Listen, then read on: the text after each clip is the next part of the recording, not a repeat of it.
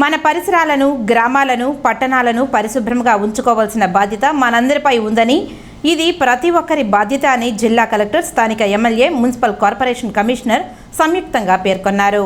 ప్రతి సంవత్సరం గాంధీ జయంతిని పురస్కరించుకొని కేంద్ర ప్రభుత్వం, రాష్ట్ర ప్రభుత్వాల మార్గదర్శకాల మేరకు అన్ని రంగాల వారికి స్కేట్ హోల్డర్స్ ను భాగస్వాములను చేసుకుంటూ స్వచ్ఛతా హీ సేవ కార్యక్రమాలు ప్రతి సంవత్సరం నిర్వహించుకోవడం జరుగుతుందని తెలిపారు.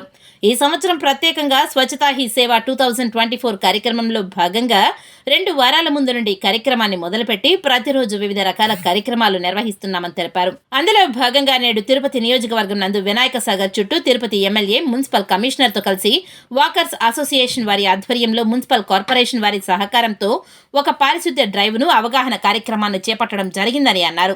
స్వచ్ఛతా హీ సేవ కార్యక్రమంలో గడిచిన 2 వారాలలో ఎన్నో రకాల కార్యక్రమాలు చేశామని, అందులో భాగంగా మనము ఈ పారిశుద్ధ్య డ్రైవ్ చేపట్టాలని, చాలా సంవత్సరాల నుండి ఉన్నటువంటి చెత్త నిల్వలను తీసేయడం జరిగిందని, మొక్కలు నాటే కార్యక్రమం నిర్వహించామని, చిన్నపిల్లలు, యువతతో స్వచ్ఛత మీద రకరకాల పోటీలు నిర్వహించడం జరిగిందని, అందులో గెలుపొందిన వారికి రేపు బుధవారం మున్సిపల్ కార్పొరేషన్ వారి ఆధ్వర్యంలో కచ్చెప్పి ఆడిటోరియం నందు బహుమతులు అందజేయడం జరుగుతుందని తెలిపారు.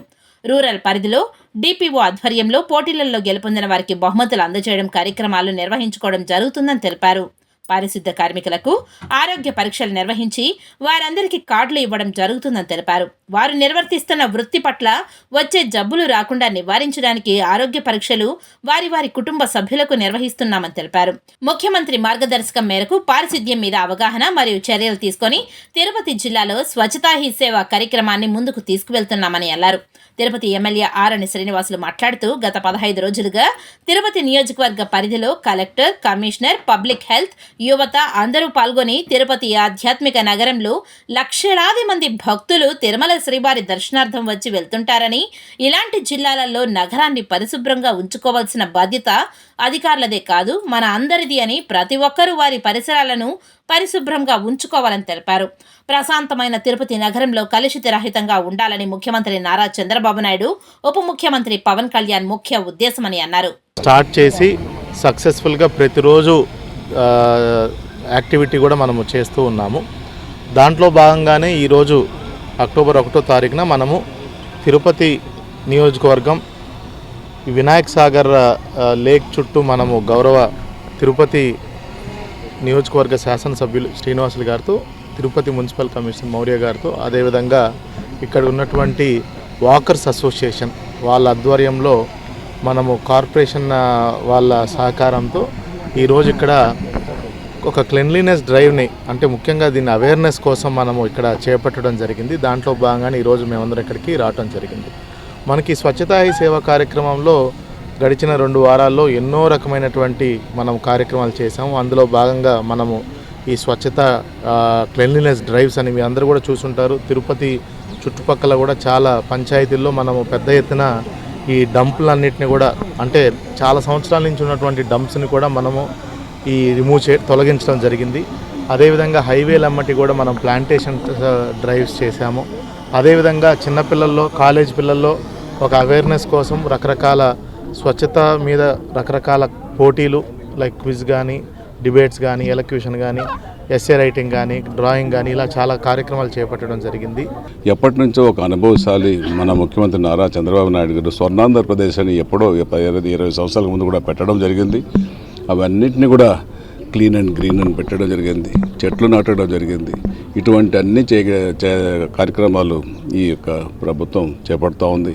అందులో భాగంగానే ఈరోజు మన కలెక్టర్ గారు, తిరుపతి కలెక్టర్ గారు, మున్సిపల్ కమిషనర్ గారు, ఇంకా సిబ్బంది,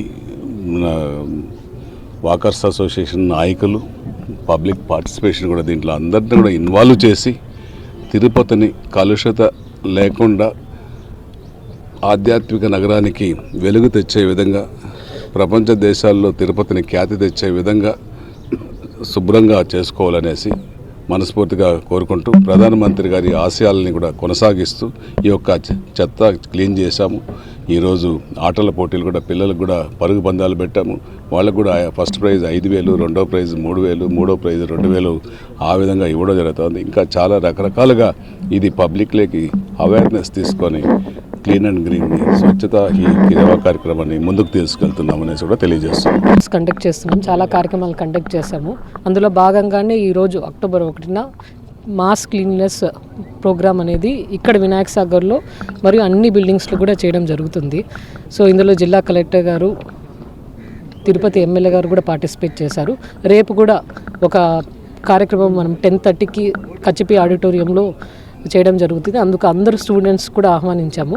సో అందులో ఫెలిసిటేషన్ చేయడం జరుగుతుంది శానిటేషన్ వర్కర్స్కి, యూడిఎస్ వర్కర్స్కి. అలాగే మనము ఈ 2 వారాలలో ఎవరికైతే పోటీలు కండక్ట్ చేస్తామో వేస్ట్ ఆర్ట్, పరుగు పందాలు, వీళ్ళందరికీ అవార్డ్స్ కూడా ఇవ్వడం జరుగుతుంది.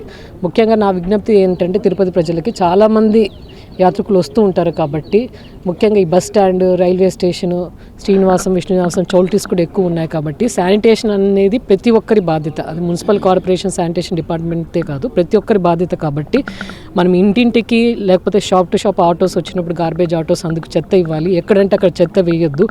ఈ డ్రైన్స్లలో కూడా చెత్త వేసేసి అవి వర్షాలు ఎక్కువ వచ్చినప్పుడు అక్కడ బ్లాక్ అయిపోయి మ్యాన్ హోల్స్ లీక్ అవ్వడము, డ్రైన్స్ ఓవర్ఫ్లో అవ్వడం ఉంటుంది. కాబట్టి అక్కడ చెత్త వేయకూడదు అనేసి విజ్ఞప్తిస్తున్నాను.